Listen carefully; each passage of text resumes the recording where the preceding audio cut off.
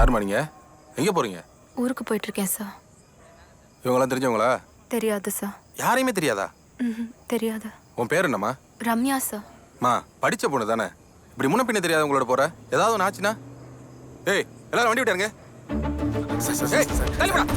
ஏய் வண்டி ஸ்டேஷன் விட்றா. ஏய் இறங்கியா இறங்கியா. ஏய் பஸ் நிறுத்து.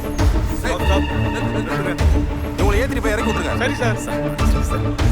ஏய் வண்டி விட்டுருங்க சார். இறங்கியா. ஐயா சொல்றாரு இறங்கப்பா. இறக்கி விடுயா. இறங்கி அங்கில. சரி.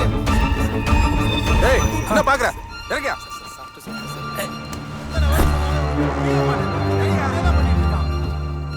வண்டியை ஸ்டேஷன் கொண்டு.